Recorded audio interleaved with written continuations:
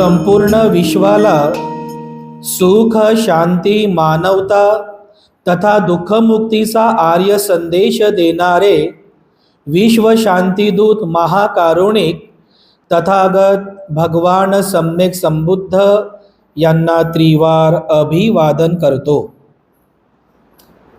तथागतांनी समग्र मानवजातीच्या दुःखमुक्तीसाठी उपदेशिलेला महान सद्धम्म अर्थात बौद्ध धम्म तथा या सद्धम्माचा अविरतपणे प्रचार आणि प्रसार करणारा तथागतांद्वारा स्थापित सदा पूजनीय भिक्खू संघ या पूजनीय भिक्खू संघाला त्रिवार अभिवादन करतो। ज्यांच्या अथांग अमर्याद त्याग प्रभावामुळे या भारतभूमीला बुद्धभूमीचे रूप पुन्हा एकदा प्राप्त झालं, असे बौद्ध धम्माचे पुनरुद्धारक तुम्हा आम्हा सर्वांचे उद्धार करते प्रज्ञा सूर्य बोधिसत्व डॉक्टर बाबासाहेब आंबेडकर यांच्या समग्र धम्मक्रांतीमध्ये जीवनाच्या शेवटच्या श्वासापर्यंत समर्पित राहू। आजच्या या मंगलमय प्रसंगी संघरत्न बुद्धविहार मयूर पार्क औरंगाबाद या ठिकाणी उपस्थित आपण सर्व धम्म उपासक धम्म उपासिका आपल्या सर्वांप्रती मी सर्वप्रथम अनंत मंगल कामना अर्पण करतो आणि आजच्या या वर्षावासकालीन धम्म देसनेला उपस्थितांनो, मागील धम्म देसनेमध्ये आपण सर्वांनी दीघ निकाय ग्रंथातील 34 सुत्तांचा एक अल्प परिचय करून घेतलेला आहे। या वर्षीच्या वर्षावासातील आपला हा विषयच आहे दीघ निकाय ग्रंथातील 34 सुत्तांच्या किंवा 34 जे काही दीर्घ उपदेश आहेत त्यांचा विश्लेषणात्मक अभ्यास, त्याचं चिंतन, त्याचं मनन आपण या वर्षावासाच्या प्रवचन मालिकेमध्ये आपण करणार आहोत। मी काल तुम्हाला या ग्रंथाचा एक थोडा थोडक्यामध्ये परिचय करून दिला। सुत्त पिटकात म्हणजे त्रिपिटकामध्ये जे सुत्त पिटक आहे त्या सुत्त पिटकातील हा दीघ निकाय एक महत्त्वपूर्ण असा ग्रंथ आपल्याला पाहायला मिळतो। या दीघ निकायमध्ये एकूण 34 सुत्त आहेत। त्या 34 सुत्ताचं एक शॉर्टमध्ये विश्लेषण आपण कालच्या धम्म देसनेमध्ये बघितलं। आजपासून आपण या दीघ निकाय ग्रंथाच्या मूळ सूत्रांना सुरुवात करीत आहोत।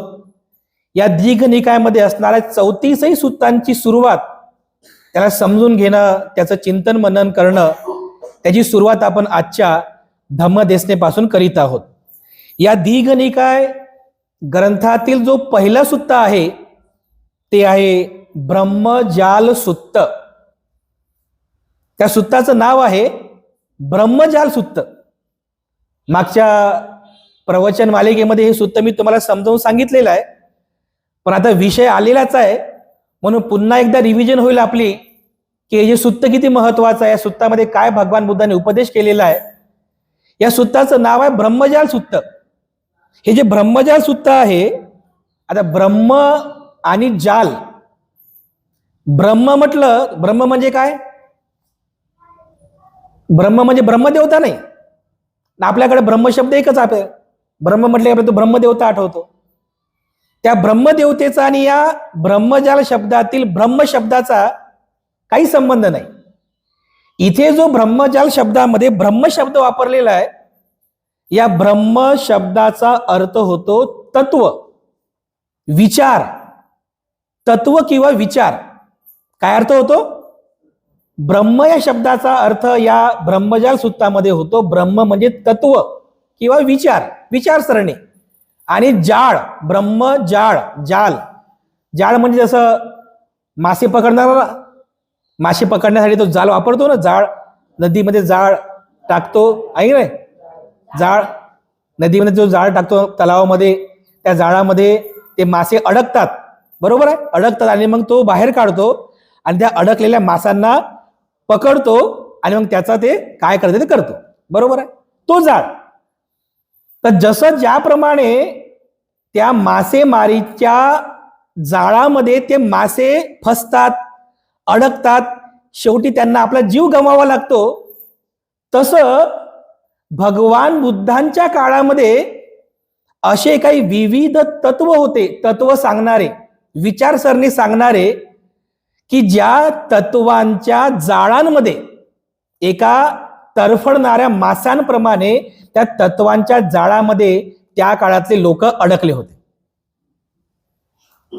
त्या काळातले लोक अडकले होते. तत्वांचं जाळ. लोकांना माहित नाही सत्य काय जीवनाचं, जीवनाचं असत्य काय, श्रद्धा काय, अंधश्रद्धा काय, भक्ती काय, अंधभक्ती काय, मिथ्या दृष्टी काय, सम्यक दृष्टी काय, जीवनाचं सत्य माहित नाही.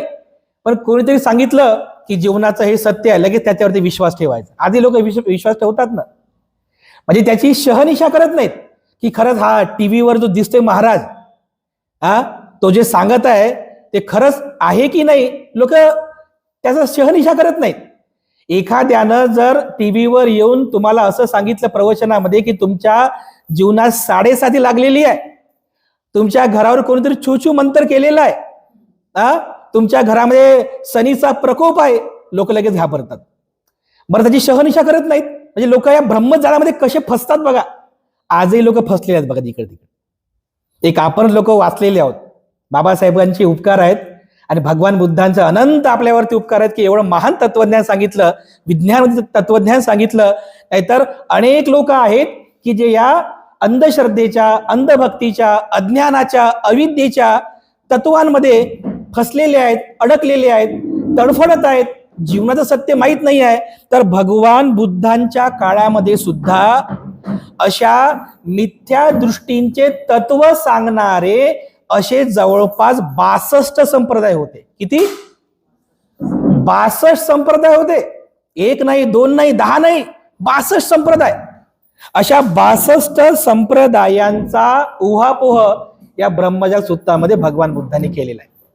या 62 संप्रदायांपैकी काही संप्रदाय, म्हणजे या 62 संप्रदायांपैकी 18 संप्रदाय असे होते की जे मानवी जीवनाच्या भूतकाळाबद्दल सांगायचे. म्हणजे मागच्या जन्मात असे होते, मागच्या जन्मात तसे होते, तुमच्या मागच्या जन्माचे हे पाप आहे, तुमच्या मागच्या जन्माचं असं आहे, तुमचा मागचा जन्म तसा आहे, असा आहे. म्हणजे 18 संप्रदाय असे होते की जे तुमच्या भूतकाळाबद्दल, मागच्या जन्माबद्दल सांगायचे. आणि 44 संप्रदाय असे होते की जे तुमच्या भविष्याबद्दल सांगायचे की असं असं करा, मेल्यानंतर तुम्हाला स्वर्ग मिळेल, असं असं करा, हे कर्मकांड करा, अशी पूजाविधी करा, मेल्यानंतर तुम्हाला स्वर्ग मिळेल, मेल्यानंतर तुम्हाला सुख मिळेल, मेल्यानंतर तुम्हाला सुगती मिळेल. असे 44 संप्रदाय होते. म्हणजे भूतकाळाबद्दल सांगणारे किती? 18 संप्रदाय. आणि भविष्य काळाबद्दल सांगणारे 44 संप्रदाय होते. अशा एकूण 62 संप्रदायाच्या उहापोह या ब्रह्मजाल सूत्रामध्ये भगवान बुद्धांनी केलेला आहे. आता भगवान बुद्धाच्या काळामध्ये 62 संप्रदाय होते. त्यापैकी काही संप्रदाय आजही आहेत, काही संप्रदाय नष्ट झाले, काळानुरूप नष्ट झाले, पण काही संप्रदाय आजही आहेत या भारतामध्ये की जे तुम्हाला भूतकाळाबद्दल, भविष्य काळाबद्दल सांगतात. पण या वर्तमान काळातल्या जीवनाबद्दल कोणी सांगत नाही. जे जे सांगतील ना, तुमच्या भूतकाळाबद्दल सांगतील, म्हणजे तुमच्या मागचा जन्म असा, मागचा जन्म तसा. आणि काही संप्रदाय तुमच्या भविष्याबद्दल की तुम्ही मेल्यानंतर तुम्हाला इथे जायला मिळेल, तुम्हाला स्वर्ग मिळेल किंवा तुम्हाला नरक मिळेल, असं कर्मकांड करा की तुम्हाला स्वर्गामध्ये जागा मिळेल, असे संप्रदाय. तर अशा 62 संप्रदायांचा खंडन, त्याच्या तत्वांचं खंडन या ब्रह्मजाल सूत्रामध्ये केलेलं आहे. या सूत्राचं एक विशेष महत्व पण आहे. म्हणजे तसे सगळे सूत्र महत्वाचे आहेत, पण हे जे ब्रह्मजाल सूत्र आहे ते खूप कठीण सूत्र आहे बघा. हे सहजरित्या एखाद्या सामान्य वाचकाला समजणार नाही. कारण भगवान बुद्धांनी जेव्हा त्या काळामध्ये भिक्षूंना या ब्रह्मजाल सूत्राचा उपदेश केला, तेव्हा त्या भिक्षूंना पण हा उपदेश समजला नव्हता. भिक्षू असे शांत बसलेले होते, समजलंच नाही. त्यामुळे जसं प्रवचन झाल्यानंतर तुम्ही कसं साधू साधू म्हणता ना, साधू साधू म्हणजे काय? हा, छान, छान आहे, चांगलं आहे, छान आहे, साधू साधू म्हणता ना. तर ब्रह्मजाल सुत्ताचा उपदेश केल्यानंतर भिक्षूंनी साधुवाद सुद्धा दिला नाही, समजलंच नाही. कारण सुद्धा खरंच कठीण आहे ना. कारण 62 संप्रदायांच्या विचारांचं खंडन करून तुम्ही विचार करा की त्या संप्रदायांची विचारसरणी कशी होती. त्या विचारसरणीचं खंडन करणं भगवान बुद्धांना किती कठीण गेलं असेल. प्रत्येक तत्वाचं खंडन भगवान बुद्धांनी या ब्रह्मजाल सुत्तामध्ये केलेलं आहे. या सुत्ताचं नावच आहे ब्रह्मजाल सुत्त. की कशा प्रकारे लोक या 62 संप्रदायांच्या ब्रह्मामध्ये म्हणजे विचारसरणीमध्ये एखाद्या जाळामध्ये फसलेल्या माशाप्रमाणे फसून जातात आणि बिचारा त्या लोकांना या जीवनाचं सत्य काय आहे समजत नाही, या जीवनामध्ये जीवनाचं महत्व काय आहे समजत नाही आणि बिचारे अज्ञानापोटी ते स्वतःचं जीवन दुखी करून घेतात. आणि म्हणून हे जे ब्रह्मजाल सुत्त आहे, हे ब्रह्मजाल सुत्त आपण म्हणजे तुम्हालाही समजेल, आपण एकदम साध्या सोप्या भाषेमध्ये तुमच्या डोक्याच्या वरून तरी जाणार नाही. कारण समजलं पाहिजे ना. तर मी बोलत जाईल आणि तुम्हाला काही समजणार नाही, तर माझ्या बोलण्याला पण काही महत्व राहणार नाही. तुम्हाला समजलं पाहिजे आणि जर समजलंच नाही तर तुम्ही पण साधुवाद देणार नाही. आणि जर तुम्हाला समजलं नाही तर तुम्ही पण असे फसून जाल बघा ब्रह्मजाळामध्ये. आपल्या ब्रह्मजाळामध्ये फसायचं नाही आहे. आपल्याला बुद्धाच्या तत्वाला समजून घ्यायचं आहे, या मानवी जीवनाचं सत्य समजून घ्यायचं आहे. म्हणून हे ब्रह्मजाल सुत्त आपल्यासाठी महत्वाचं आहे. तर ब्रह्मजाल सुत्ताची सुरुवात केलेली आहे. एकदा भगवान बुद्ध म्हणजे 500 भिक्षू संघासमवेत राजगिरीपासून नालंदापर्यंत चारिका करत होते 500 भिक्षूंच्या सोबत. तर जेव्हा राजगीर ते नालंदा भगवान बुद्ध 500 भिक्षूंसोबत चारिका करीत असताना त्यांच्या त्या 500 भिक्षूंच्या सोबत 2 परिव्राजक चालत होते. परिव्राजक म्हणजे घरदार सोडून जे साधू झालेले आहेत असे त्यांना परिव्राजक म्हणायचे. तर त्या 2 परिव्राजकांमध्ये एकाचं नाव होतं सुप्रिय परिव्राजक आणि त्याचा एक शिष्य होता, त्याचं नाव होतं ब्रह्मदत्त. हे दोघे जण. गुरुचं नाव काय होतं? सुप्रिय आणि त्याच्या शिष्याचं नाव काय होतं? ब्रह्मदत्त. तर भगवान बुद्ध आणि 500 भिक्षू असे चालत आहेत, चारिका करत आहेत. त्याच्या सोबत हे दोघे जण सुप्रिय परिव्राजक आणि ब्रह्मदत्त दोघे पण चालत आहेत. त्या दोघांपैकी हा जो सुप्रिय परिव्राजक होता हा बुद्ध धम्म संघाची निंदा करायचा. कोण? हा सुप्रिय बुद्धाची निंदा करत होता, बुद्धानं सांगितलेल्या धम्माची निंदा करत होता, बुद्धानं स्थापन केलेल्या संघाची पण निंदा करायचा. पण त्याचा जो शिष्य होता हा ब्रह्मदत्त मात्र बुद्ध धम्म संघाची प्रशंसा करत होता की बुद्ध महान आहेत, बुद्धाचा धम्म महान आहे, बुद्धाचा संघ महान आहे. म्हणजे हे गुरु शिष्य बघा कसे होते. गुरु काय करायचा? सुप्रिय बुद्ध धम्म संघाची निंदा करत होता. तर त्याचा शिष्य ब्रह्मदत्त हा बुद्ध धम्म संघाची प्रशंसा करत होता. तर असं गुरु सुप्रिय निंदा करत आहे आणि त्याचा शिष्य ब्रह्मदत्त हा स्तुती करत आहे. असं निंदा करताना स्तुती करताना दोघे जण असे त्या भिक्षू संघासोबत चालत आहेत. तर ते भिक्षू लोक ऐकतात की अरे बघा, तो जो सुप्रिय परिव्राजक आहे तो बुद्धाची निंदा करत आहे. भिक्षूंमध्ये चर्चा सुरू झाली.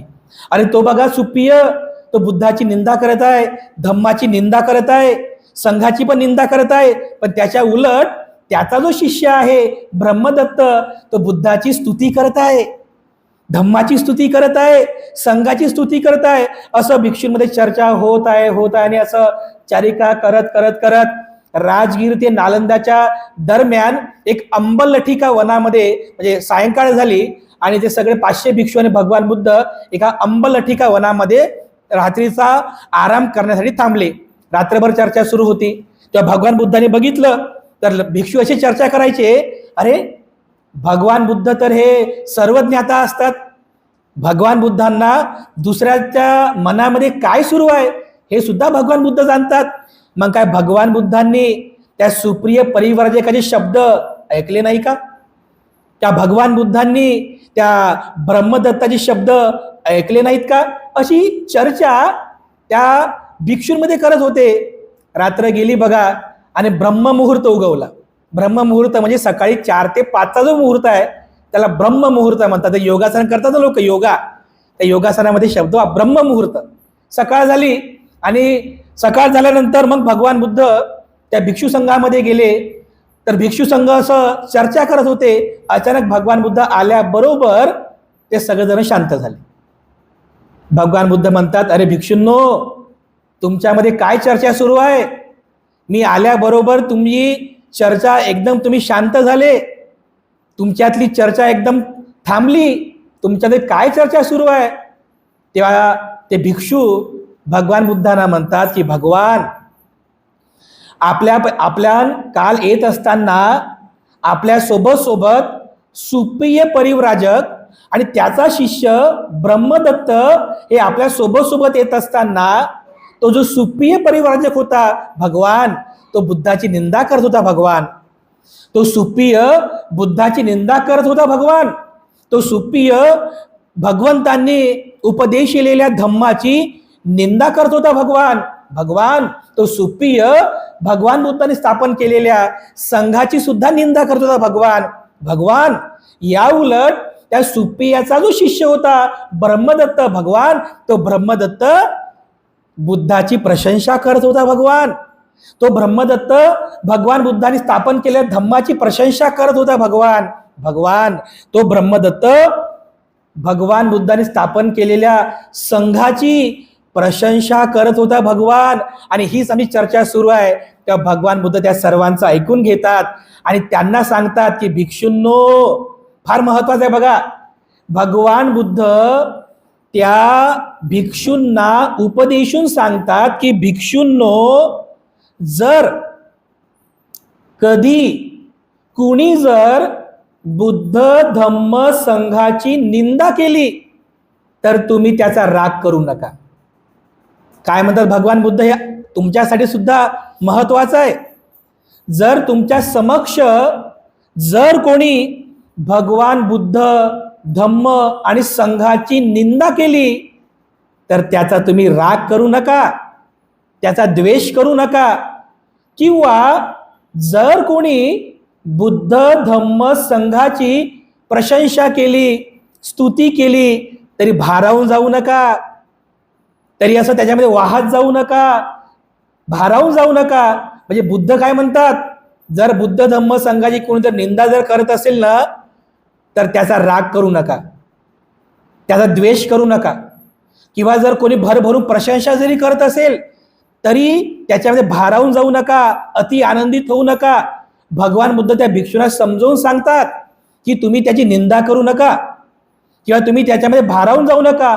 तुम्ही त्याच्या त्या बोलण्याचं चिंतन करा, त्याची शहनिशा करा, म्हणजे त्याची चौकशी करा, त्याचं परीक्षण करा की हा पुढचा व्यक्ती जो बोलत आहे, बुद्धाची निंदा करत आहे, धम्माची निंदा करत आहे, संघाची तो निंदा करत आहे, तर त्याच्या बोलण्यामध्ये खरंच सत्य आहे की नाही, तो सत्य बोलतोय की असत्य बोलतोय, हे तुम्ही त्याचं परीक्षण करा. निंदा म्हणजे राग करू नका. राग जर कराल तर तुमच्या मनामध्ये विकार उत्पन्न होईल आणि तोही तुमच्या दुःखमुक्तीच्या मार्गामध्ये अडथळा निर्माण होईल. किंवा जर कोणी स्तुती करत असेल की बुद्ध चांगले आहेत, धम्म चांगला आहे, संघ पण चांगला आहे, प्रशंसा करत असेल तर भारावून जाऊ नका. ते सुद्धा तुम्ही त्याची चौकशी करा, त्याची शब्दांची परीक्षण करा की ते जो बोलतोय ना ते सत्य आहे की असत्य आहे. भगवान बुद्धांनी हे स्वातंत्र्य दिलं बघा तुम्हाला, हे स्वातंत्र्य दिलं, बुद्धी स्वातंत्र्य दिलं. आणि बुद्ध हे सांगतात की भिक्षूंनो, तुम्ही ज्या ज्या ठिकाणी जाल त्या त्या ठिकाणी तुम्हाला असे लोक, असे पृथकजन सापडतीलच. कुठेही जा तुम्ही, असे पृथकजन तुम्हाला सापडतीलच. एक जण तुमच्या समोर बुद्धाची निंदा करेल. आता आहेत ना काही काही लोक करतात ना, तुमच्या समोर काहीतरी एखादा मेसेज टाकतील बघा फेसबुकला, एखादा व्हॉट्सअपला मेसेज टाकतील की बुद्धाचं हे चुकलं, बाबासाहेबाबद्दल मेसेज टाकतात, बाबासाहेबांचं हे चुकलं, टाकतात की नाही. आणि मग लोक त्याची शहनिशा करत नाहीत, लोक त्याची शहनिशा करत नाहीत, लगेच चेतन उठतात बघा.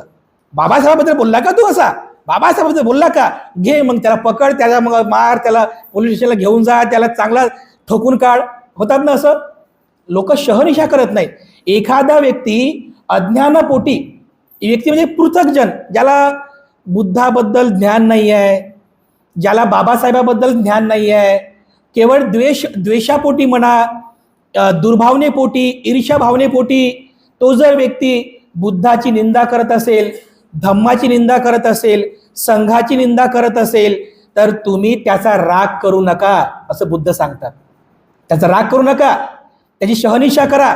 तो सत्य आहे की असत्य आहे, तो नक्कीच असत्य असेल, त्याला सोडून द्या. असं म्हणा की बिचारा अज्ञानी आहे, बिचारा मूर्ख आहे किंवा पागल आहे किंवा गेलेली केस आहे, असं म्हणायचं, त्याला सोडून द्यायचं. बिचारा गेलेली केस आहे, त्याचा राग नाही करायचा, त्याचा द्वेष नाही करायचा. किंवा जर एखादा व्यक्ती तुमच्या समोर येऊन बुद्धाची, धम्माची आणि संघाची भरभरून प्रशंसा करत असेल, भरभरून प्रशंसा करत असेल, तर भारावून पण जाऊ नका, भारावून पण जाऊ नका. त्याचं पण परीक्षण करा की तो जे हे बोलतोय ना ते खरंच सत्य आहे, असत्य आहे. आणि जर तो खोटं बोलत असेल ना, तो जर खोटं बोलत असेल तर त्यालाही म्हणा गेलेली केस आहे, सोडून द्या. भारावून नका जाऊ, म्हणजे रागही करू नका, द्वेषही करू नका. तर बुद्ध त्या लोकांना हा उपदेश करत असताना सांगतात की भिक्षूंनो, पृथक जन जे असतात, पृथक जन म्हणजे कोण? सामान्य लोक की ज्यांना धर्माचं ज्ञान नाही आहे, ज्याला धर्माचा अभ्यास नाही आहे, ज्याला मानवी जीवनाचं सत्य असत्य माहीत नाही आहे, असे जे पृथक जन आहेत, भिक्षूंनो, असे जे पृथक जन आहेत ते भगवान बुद्धाच्या चुल्लशिलाबद्दल बुद्धाची प्रशंसा करतात. कशाबद्दल? त्याला बुद्ध म्हणतात चुल्लशील किंवा सामान्यशील. सामान्यशील किंवा चुल्ल याचा अर्थ होतो छोटे छोटे. काय अर्थ होतो? चुल्ल हा शब्द पालीतला शब्द आहे, याचा अर्थ होतो छोटे छोटे छोटे छोटे किंवा सामान्य. तर काही काही पृथक जन, भिक्षूंनो, काही काही पृथक जन भगवान बुद्धांमध्ये असणाऱ्या सामान्यशिलाची प्रशंसा करतील तुमच्या समोर की बुद्ध असे आहेत, बुद्ध तसे आहेत, अरे वा वा, बुद्ध असे आहेत. पण तुम्ही भारावून जाऊ नका, कारण जर तुम्ही एकदम भारावून गेले, अति आनंदित झाले, तर ते तुमच्या दुःखमुक्तीच्या मार्गामध्ये मोठा अडथळा निर्माण होईल. तर असे कोणते शील आहेत की ज्यामुळे पृथक जन, सामान्य लोक भगवान बुद्धांची प्रशंसा करतात? तर भगवान बुद्ध त्या शिलाबद्दल सांगतात की कोणते कोणते सामान्य शील आहे जे बुद्धांमध्ये आहे की ज्याची सामान्य लोक प्रशंसा करतात. तर बघा, भगवान बुद्ध सांगतात की सामान्य लोक बुद्धाची प्रशंसा कशी करतात. पहिलं, बुद्ध म्हणतात की भिक्षूंनो, पृथक जन कशी प्रशंसा करतात? पृथक जन म्हणतात की भगवान बुद्ध कधीही हिंसा करत नाही. पहिलं, हे सगळे बुद्धामध्ये असणारे सामान्य शील आहे, छोटे शील आहेत, चुल्लशील आहे. पहिलं सांगितलेलं आहे, भगवान बुद्ध कधीही हिंसा करत नाहीत, कारण बुद्ध हे स्वतः अहिंसावादी आहेत. बुद्ध कधी हिंसा करत नाहीत किंवा हिंसा करण्यासाठी कुणाला प्रवृत्त पण करत नाहीत. बुद्ध हे अहिंसावादी आहेत आणि म्हणून बुद्धाच्या या तत्वाबद्दल सामान्य जन त्यांची प्रशंसा करतात. बुद्ध कधीही हिंसा करत नाहीत, बुद्ध कधीही कोणाला हिंसा करण्यासाठी प्रवृत्त करत नाहीत, भगवान बुद्ध सांगतात. त्यानंतर भगवान बुद्ध म्हणतात की पृथक जन आणखीन काय सांगतात की भगवान बुद्ध कधीही चोरी करत नाहीत. भगवान बुद्ध कधीही चोरी करत नाहीत. बघा, भगवान बुद्धाने शिले सांगितलेला अदिन्ना दाना वेरमणी आहे की आपण शील ग्रहण करतो ना, बुद्ध कधीही चोरी करत नाहीत किंवा भगवान बुद्ध कधी कोणाला चोरी करण्यासाठी प्रवृत्त पण करत नाहीत. बघा, भगवान बुद्धामध्ये असणारं हे आणखीन एक चुल्लशील आहे, सामान्यशील आहे. त्यानंतर भगवान बुद्ध कधीही व्यभिचार करत नाहीत, कधीच नाही. स्वतः आपण पण शील ग्रहण करतो, कामे सुमिच्छाचारा वेरमणी, मी व्यभिचार करणार नाही. भगवान बुद्ध सुद्धा कधीही व्यभिचार करत नाही. हे भगवान बुद्धांमध्ये असणारं चुल्लशील आहे, सामान्यशील आहे. बुद्ध कधी व्यभिचार करत नाहीत किंवा दुसऱ्यांना व्यभिचार करण्यासाठी कधी प्रवृत्त पण करत नाहीत, हे सामान्यशील आहे. त्यानंतर काय, भगवान बुद्ध कधीही मुसावादा करत नाहीत. आपण शील ग्रहण करतो ना, मुसावादा वेरमणी, म्हणजे मी खोटं बोलणार नाही. भगवान बुद्ध सुद्धा कधीही मुसावादा करत नाही, म्हणजे कधी खोटं बोलत नाही. किंवा दुसऱ्यांना खोटं बोलण्यासाठी कधीही प्रवृत्त सुद्धा करत नाहीत, हे बुद्धामध्ये असणारं चुल्लशील आहे. त्यानंतर भगवान बुद्ध कधीही मिथ्या भाषण करत नाहीत. मिथ्या भाषण म्हणजे काय? कोणाला शिव्या देणे, कोणाला कठोर बोलणे, कोणाला तरी कोणाची तरी चीड करणे, चुगल्या करणे, हे सगळे मिथ्या भाषण आहे. भगवान बुद्ध कधीही मिथ्या भाषण करत नाहीत किंवा भगवान बुद्ध दुसऱ्यांना मिथ्या भाषण करण्यासाठी प्रवृत्त सुद्धा करत नाहीत. त्यानंतर काय? भगवान बुद्ध कधीही कोणाची चुगली करत नाही. हे सुद्धा शील आहे. आपण जे म्हणतो ना मुसावादा वेरमणी, आपल्याला वाटते त्याचा अर्थ असा होते की मी खोटं बोलणार नाही. त्याचा एकच अर्थ होत नाही. मुसावादा वेरमणी, मुसावादा याचा फक्त अर्थ एकच होत नाही. त्याच्यामध्ये 4 प्रकारचे शील सांगितलेले आहे. मी माझ्या वाणीने खोटं बोलणार नाही, मी माझ्या वाणीने कोणाची चुगली चाहडी करणार नाही, मी माझ्या वाणीने कधी कठोर बोलणार नाही, आणि मी माझ्या वाणीने कधी व्यर्थ बकवास करणार नाही, म्हणजे व्यर्थ कॉमेंट्रीज करणार नाही. असे 4 शील सांगितलेले आहे. 4 शील. बुद्ध सुद्धा त्या 4ही शिलामध्ये ठाई असतात. काय सांगितलेलं आहे? भगवान बुद्ध कधीही कोणाची चुगली करत नाही आणि कुणाला चुगली करण्यासाठी भाग पाडत नाहीत किंवा कुणाला प्रवृत्त करत नाही. हे भगवान बुद्धांमध्ये असणारे सामान्य शील आहे, चुल्लशील आहे. त्यानंतर भगवान बुद्ध कधीही कठोर बोलत नाही. कठोर बोलणे म्हणजे काय? शिव्या देणे, म्हणजे असे शब्द प्रयोग वापरणे की ज्या शब्दांमुळे पुढच्या व्यक्तीचं मन हे म्हणजे पुढच्या व्यक्तीच्या मनाला दुःख होईल, त्याचं मन दुःखी होईल, असे शब्द वापरणे, शिव्या देणे, वाईट बोलणे, कठोर बोलणे. भगवान बुद्ध कधी कठोर बोलत नाहीत किंवा दुसऱ्यांना कठोर बोलण्यासाठी प्रवृत्त सुद्धा करत नाहीत. त्यानंतर भगवान बुद्ध कोणत्याही छोट्या मोठ्या वनस्पतींना इजा करत नाहीत. हे छोटे छोटे रोपटे असतात ना, हे बघा किती महत्वाचं आहे. छोटे छोटे शील आहेत पण खूप महत्वाचं आहे. म्हणजे भगवान बुद्ध किती शीलवान होते याच्यात सांगितलेलं आहे. भगवान बुद्ध कधीही छोट्या मोठ्या वनस्पतींना इजा करत नाहीत. म्हणजे छोट्या मोठ्या काही रोपटे आहेत, झाड आहे, यांना कधीही इजा करत नाहीत भगवान बुद्ध, किंवा दुसऱ्यांना सुद्धा प्रवृत्त करत नाही कोणत्या वनस्पतीला इजा करण्यासाठी. हे भगवान बुद्धांमध्ये असणारं चुल्लशील आहे, सामान्यशील आहे. त्यानंतर भगवान बुद्ध हे एकाहारी आहेत. एकाहारी आहेत भगवान बुद्ध. एकाहारी म्हणजे काय? एकच वेळेत जेवतात. जसं काही साधू संन्यासी द्विहारी आहेत, तिहारी आहेत. भगवान बुद्ध हे एकाहारी आहेत, म्हणजे एकच वेळ जेवतात, सायंकाळी जेवण करत नाहीत. आपण जे अष्टशील उपोषित व्रतामध्ये 6वं जे शील ग्रहण करतो ना, विकाल भोजना वेरमणे, बाबा त्याचा अर्थच आपण बदलून टाकलेला आहे. भगवान बुद्ध सुद्धा हे एकाहारी होते, कारण भगवान बुद्ध कधीही जेवणामध्ये असंयमित नव्हते.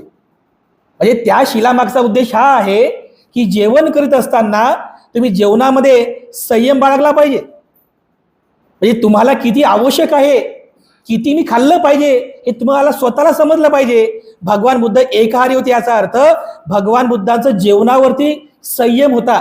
भगवान बुद्ध हे स्मृती आहार घ्यायचे, म्हणजे जसं जेवण केलं की लगेच लोक झोपतात, आराम करतात. भगवान बुद्ध कधी असं करत नव्हते.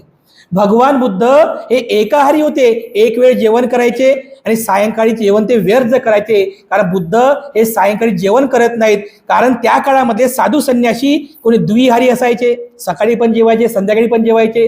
कोणी 3 हारी होते, सकाळ दुपार संध्याकाळ जेवायचे. कोणी 4 हारी होते, सकाळ दुपार संध्याकाळ, आणि रात्रीला भूक लागली की रात्री पण जेवायचे. पण भगवान बुद्ध एकाहारी असतात. हे बुद्धामध्ये असणारं सामान्यशील आहे, चुल्लशील आहे. त्यानंतर भगवान बुद्ध नच्च गीत वादित विसुक दස්සना कधीही करत नाहीत. हे अष्टशील उपोषित व्रतामध्ये सुद्धा हे शील आहे. भगवान बुद्ध कधी नच्च म्हणजे कधी नृत्य करत नाहीत. भगवान बुद्ध कधी कोणतं वादन वाजवत नाहीत. नच्च गीत कधी कोणतं गायन करत नाही, गीत म्हणत नाही. नच्च गीत वादित विसुख दස්සना. विसुख दස්සना म्हणजे दස්සना म्हणजे पाहणे, सुखदायक म्हणजे अशा गोष्टी पाहिल्याने जे सुख मिळते, जसं कोणाचा डान्स पाहिल्यानंतर आपल्याला सुख मिळते, कधी कोणती सर्कस पाहिल्यानंतर आपल्याला सुख मिळते, टीव्ही पाहिली की आपल्याला सुख मिळते, व्हॉट्सअप फेसबुक पाहिल्यावर सुख मिळते. तर त्या काळात नव्हतं म्हणा, पण त्या काळात सुद्धा असे काही त्या काळातले कार्यक्रम चालायचे, जसं नृत्य आहे किंवा काही कलाकारी आहे. भगवान बुद्ध विसुख दස්සना सुद्धा करीत नाहीत, सुखदायक दर्शन कधीही घेत नाहीत. नच्च गीत वादित विसुख दස්සना या शिलाचं पालन भगवान बुद्ध करायचे. कधी नृत्य करत नाहीत, कधी कोणतं गायन करत नाहीत, कधी वादन वाजवत नाहीत किंवा सुखदायक दर्शन घेत नाही. हे भगवान बुद्धामध्ये असणारं सामान्य शील आहे, चुल्लशील आहे. त्यानंतर भगवान बुद्ध माला गंध विलेपण धारण. भगवान बुद्ध कोणती माळा घालत नाहीत, सोन्याची चांदीची किंवा कोणत्या त्या दगडांची. भगवान बुद्ध कोणती माळा वापरत नाहीत. गंध कोणता परफ्यूम सुगंधित द्रव्य लावत नाहीत. माला गंध विलेपन म्हणजे पावडर सुंदर दिसण्यासाठी अशा प्रकारचं कोणतं विलेपन भगवान बुद्ध लावत नाहीत. हे भगवान बुद्धांमध्ये असणारं चुल्लशील आहे, सामान्यशील आहे. त्यानंतर भगवान बुद्ध उचासयना महासयना. बघा हे अष्टशील उपवास व्रतातले शील सर्व हे स्वतः भगवान बुद्ध याचं आचरण करायचे. म्हणजे तुम्ही जे अष्टशील उपवास ग्रहण करता ना, तो बुद्धत्वाचा मार्ग आहे, तो बुद्धत्वाचा मार्ग आहे. स्वतः बुद्ध या अष्टशील उपवास व्रतामध्ये ठाई असतात. बघा त्याच्या सांगितलेलं आहे, उचासयना उंच आसनावर कधी बसत नव्हते. महासैना महागडे आसन, सोन्याने बनवलेले, चांदीने मळलेले किंवा उच्च महागडे मखमली असणारे. कारण त्या काळामध्ये राजे महाराजे जे असायचे किंवा जे व्यापारी शेठजी असायचे ते असे उच्च आसन वापरायचे. उंच आसन म्हणजे माझ्या आसनापेक्षा दुसऱ्याचं आसन मोठं असलं नाही पाहिजे, सामान्य लोक खाली बसले पाहिजे, त्याच्यामुळे माझ्यामध्ये गर्व निर्माण होईल. आणि माझं आसन हे सोन्याचं असलं पाहिजे, माझं आसन हे चांदीचं असलं पाहिजे, त्याच्यामुळे माझ्यामध्ये लोभ उत्पन्न होईल. भगवान बुद्ध उचासैना कधी करत नव्हते. भगवान बुद्ध महासैना कधीच करत नव्हते. बुद्धामध्ये असणारं हे काय सामान्यशील आहे, चुल्लशील आहे. त्यानंतर भगवान बुद्ध जात रूप रजत. आता ते आपण जेव्हा अनागरिक धम्मशिबिर घेतो ना, त्यावेळेस बघा आपण हे 10वं शील जे आहे हे ग्रहण करत असतात तुम्ही. जात रूप रजत. जात म्हणजे चांदी सोनं नाणं, सोनं चांदी. जात रूप रजत पटी गहना त्याचं सेवन करत नाहीत. भिक्षू पण सेवन करत नाहीत. कारण जसे भगवान बुद्ध तसे भिक्षू, कारण बुद्धाचा जो मार्गात चालणारे भिक्षू आहेत. बुद्ध कधी सोनं चांदी दागिने कधी याचं सेवन करत नाही. जात रूप रजत पटी गहना वेरमणी हे बुद्धामध्ये असणारं चुल्लशील आहे, सामान्यशील आहे. त्यानंतर भगवान बुद्ध कधीही कच्चे धान्य स्वीकार करत नाहीत. कच्चं धान्य, आता तुमच्या कधी कधी दारावरती ते साधू संन्यासी येतात ना, साधू संन्यासी येतात, मग कधी कच्चे तांदूळ घेऊन जातात, कधी गहू घेऊन जातात, कधी पीठ घेऊन जातात. आणि त्याचं काय करतात ते माहित नाही. अरे हे चालत झालेलं बुद्ध काळापासून, हे बुद्ध काळापासून चालत झालेलं आहे. म्हणजे तांदूळ घ्यायचे नेऊन विकायचे, कारण पैसा पाहिजे ना. आज भिकारी पण ऍपल घेत नाही. आम्ही सिग्नलला थांबलो, भिकारी येतो पैसे मागायला, आम्ही त्याला मस्तपैकी 50 रुपयाचा ऍपल देतो. ऍपल नाही चाहिए बोले, पैसा दो पैसा. अरे ऍपल घे ना, बरं हे आंबे घे, हे नाही केळी पण नाही पाहिजे, पैसेच पाहिजे म्हणतात. सांगा. तर असे काही लोक दारावरती येतात, तांदूळ घेतात, कच्चं तांदूळ घेतात, कच्चं गहू घेतात, गहू घेतील, तांदूळ घेतील किंवा पीठ घेतील. ते डायरेक्ट खाता येत नाही, मग त्याला ते विकतात, त्यापासून मग ते अपव्यवहार करतात. पण भगवान बुद्ध कधीही कच्चं धान्य घेत नाही. भिक्षू जरी तुमच्या दारावरती आले तर भिक्षूंना कधी कच्चं धान्य देऊ नका. आता जुन्या काळामध्ये म्हणजे जास्त नाही 30-35 वर्षांपूर्वी आमचे जे मोठे भंतेजी होते, धम्मसेवक भंतेजी, तर त्या काळातल्या लोकांना काही तेवढं फार समजत नव्हतं. तर ते आमचे भंतेजी भिक्षापत्र घेऊन त्या लोकांच्या दारावरती जायचे. लोक पीठ टाकायचे, पीठ धम्मसेवक म्हणते जे आपले मुळाव्याचे पीठ टाकाय पीठ. आता पीठ आता दान दिलं ना, फेकायचं नसतं. आता दान दिलं, एवढं श्रद्धेनं दान दिलं तर तुम्हाला विश्वास बसणार नाही बघा. त्या पिठामध्ये पाणी टाकून त्याला दुधासारखं पातळ करून मग ती प्यायची बघा. आमचे धम्मसेवकजी महाथेर असे दिवस तेव्हा काढले. आता तरी लोक हुशार झाले बघा. तर नियम असा आहे हा भगवान बुद्धांमध्ये असणारं हे सामान्यशील आहे, चुल्लशील आहे की भगवान बुद्ध कधीही कच्च धान्य स्वीकार करत नाही. हे भगवान बुद्धांमध्ये असणारं सामान्यशील आहे. त्यानंतर भगवान बुद्ध कधीही या प्रकारचं दान स्वीकार करत नाही. कोणतं दान स्वीकार करत नाहीत? पहिलं दास आणि दासी. आता नाही आहे, त्या बुद्ध काळामध्ये दास आणि दासींना स्वीकार करण्याची पद्धत होती. ते जसे साधू संन्यासी असतील तर ते काय करायचे, मोठमोठ्या राजा महाराजांच्या महलामध्ये जाऊन यज्ञ करायचे. मग त्यावरती खुश होऊन त्या महाराजाची सेवा करण्यासाठी तो राजा आपल्या महलामधली एखादी दासी, एखादी स्त्री, एखादा नौकर, एखादा दास त्याला दान स्वरूप द्यायचा आणि तो पण आनंदाने घ्यायचा. पण भगवान बुद्ध कधीही दास किंवा दासीला दान स्वीकार करत नाही. त्यानंतर बकरा सुद्धा स्वीकार करत नाहीत. हे त्या काळामध्ये आहे बघा, आता तर नाही आहे. हे त्या काळामध्ये असं व्हायचे बघा. ते कोणी बकरा दान द्यायचे, कोणी कोंबडी दान द्यायचे, कोणी हत्ती पण दान द्यायचे, हत्ती दान द्यायचे, कोणी डुक्कर पण दान द्यायचे, कोणी गाय दान द्यायचे, कोणी म्हैस दान द्यायचे, तर कोणी शेती बाडी म्हणजे जमीन जायदाद दान द्यायचे. हे त्या काळामध्ये राजे महाराजे खुश होऊन त्या पंडिताला किंवा त्या मंत्रिकाला, त्या साधू संन्याशाला, त्या महाराजाला हे वस्तू दान द्यायचे. पण भगवान बुद्ध हे दान कधी स्वीकार करत नाही. दास दासींचं दान भगवान बुद्ध कधी स्वीकार करत नाही. त्यानंतर बकरा किंवा बकरी यांचं दान स्वीकार करत नाही. कोंबडे, चिकन याचं दान कधी स्वीकार करत नाही. डुक्कर याचं दान कधी स्वीकार करत नाहीत. हत्ती, गाय याचं दान कधी स्वीकार करत नाही. घोडे याचं दान कधी स्वीकार करत नाही. म्हैस याचं सुद्धा दान स्वीकार करत नाही. आणि शेती बाडीमध्ये जे काही सामान्य आहे, शेती बाडीची जमीन वगैरे, हे सुद्धा दान स्वीकार करत नाही. किती महत्वाचं आहे. म्हणजे ह्या सगळ्या गोष्टी तेव्हा साधू संन्यासी लोक दान स्वीकार करायचे. बुद्ध ह्या गोष्टी स्वीकार करत नाही. हे भगवान बुद्धांमध्ये असणारं सामान्यशील आहे, चुल्लशील आहे. त्यानंतर भगवान बुद्ध कधीही इकडची गोष्ट तिकडे आणि तिकडची गोष्ट इकडे अशा संदेश वाहकाचं काम करत नाही. म्हणजे आपण नाही का एखाद्याला म्हणतो कुठे चालला रे, तिकडे चालला का, बरं हे माझा एक संदेश घेऊन जा. त्या काळामध्ये असं व्हायचं, एक राजा एखाद्या साधू संन्याशाला सांगायचा की तू त्या राजाकडे चालला ना तर माझा हा संदेश घेऊन जा. मग तो साधू संन्यासी त्याच्याकडे जायचा की राजा मी त्या राजाने तुमच्यासाठी हा संदेश पाठवलेला आहे. मग तो राजा त्याचा संदेश द्यायचा, जा त्याच्याकडे हा माझा संदेश घेऊन. म्हणजे मॅसेंजरचं काम करायचे बघा, संदेशवाहक. पण भगवान बुद्ध कधीही इकडची गोष्ट तिकडे आणि तिकडची गोष्ट इकडे कधी संदेश वाहकाचं काम करत नाही. हे भगवान बुद्धांमध्ये असणारं सामान्यशील आहे, चुल्लशील आहे. त्यानंतर भगवान बुद्ध कधीही तोल तराजू मध्ये सामान्य लोकांना फसवत नाहीत. तराजू, आता तराजू समज, तराजू त्याच्यामध्ये आपण सामान विकत घेतो, साखर, चायपत्ती जे काय असेल ते, त्याच्यामध्ये फसवेगिरी करतात ना.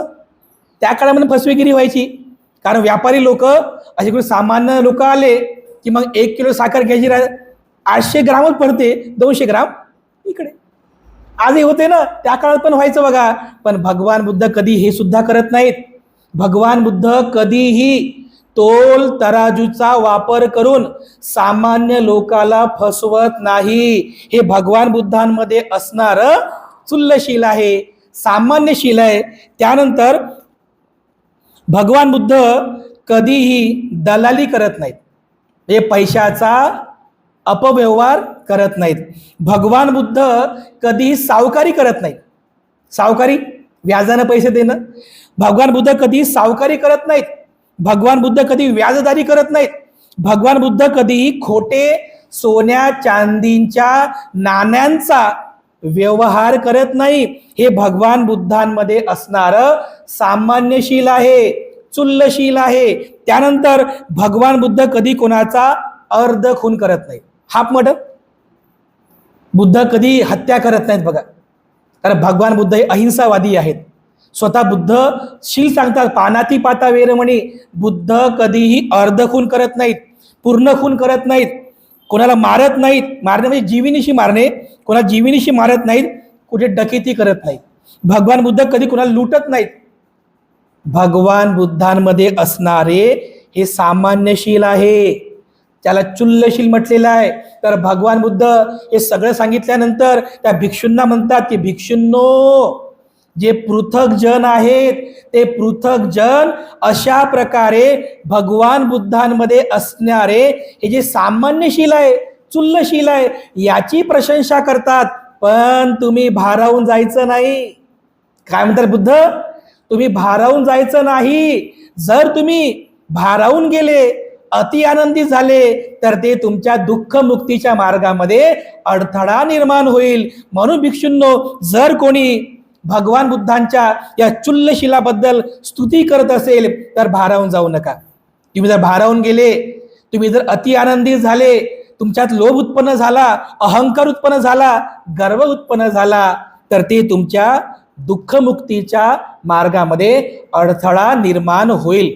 म्हणून बुद्धाने या ब्रह्मजाल सूत्राच्या अगदी सुरुवातीला सामान्य जन बुद्धाची कशी प्रशंसा करतात त्याबद्दल उपदेश केलेला आहे. तर अगदी सुरुवातीला बुद्ध सांगतात की जर कोणी तुमच्या समक्ष बुद्ध, धम्म किंवा संघाची निंदा करत असेल तर त्याचा राग करू नका, त्याचा द्वेष करू नका.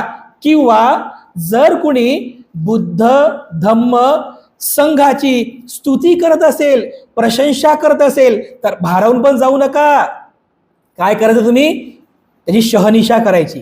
तो जो बोलत आहे ते सत्य आहे की असत्य आहे, ते सत्य आहे की असत्य आहे, त्याचं परीक्षण करा, त्याची चौकशी करा, त्याचं निरीक्षण करा. ते जर सत्य असेल, असत्य असेल, ते स्वतः तुम्ही जाणा. अशा प्रकारे भगवान बुद्धांनी या ब्रह्मजाल सूत्रामध्ये अगदी सुरुवातीला चुल्लशिलाबद्दल त्या भिक्षूंना उपदेश केलेला आहे. आणि त्यानंतर आणखी भरपूर मोठं सूत्र आहे ना बुद्धामध्ये. आता जसं आज आपण हे बुद्धामध्ये कोणतं चुल्लशील आहे, सामान्यशील आहे ते बघितलं. त्यानंतर भगवान बुद्धांमध्ये मध्यमशील कोणतं आहे ते सुद्धा पुढच्या धम्मदेशनेमध्ये आहे. त्यानंतर भगवान बुद्धांमध्ये महाशील कोणतं आहे ते सुद्धा सांगितलेलं आहे. आणि त्यानंतर या 62 संप्रदायांच्या तत्व काय आहेत त्यापैकी आपण ते सगळे काही म्हणजे पूर्ण जे 62 संप्रदाय आहेत त्या 62 संप्रदायांचं तत्व सांगण्यात काय आपल्याला तेवढा वेळ नाही आहे. पण त्या 62 संप्रदायांपैकी 6 संप्रदाय महत्वाचे आहेत. ते 6 संप्रदाय कोणते, त्या 6 संप्रदायांचं तत्व कोणतं ते मात्र आपण इथे जाणून घेणार आहोत. आणि त्यानंतर भगवान बुद्धांनी कोणतं तत्व विशद केलं, म्हणजे त्या 6 संप्रदायाचं खंडन करून बुद्धाने कोणतं तत्व विशद केलं, हे सगळं काही आपण या ब्रह्मजाल सूत्राच्या माध्यमातून जाणून घेणार आहोत. तेव्हा आज या ब्रह्मजाल सूत्रामध्ये आपण भगवान बुद्धांमध्ये असणारे चुल्लशील, ज्याला सामान्यशील असं म्हटलेलं आहे, हे आपण जाणून घेण्याचा प्रयत्न केला. पुढच्या धम्मदेशनेमध्ये भगवान बुद्धांमधील मध्यमशील कोणता आहे ते आपण जाणून घेऊया. तर आजच्या धम्मदेशनेमध्ये आपण सर्वांनी या धम्मदेशनेचं या तत्वाचं पुन्हा पुन्हा चिंतन करावं. सरते शेवटी तुम्हा सर्वांप्रती मी मंगल कामना अर्पण करून आजची धम्मदेशना या ठिकाणी समाप्त करतो.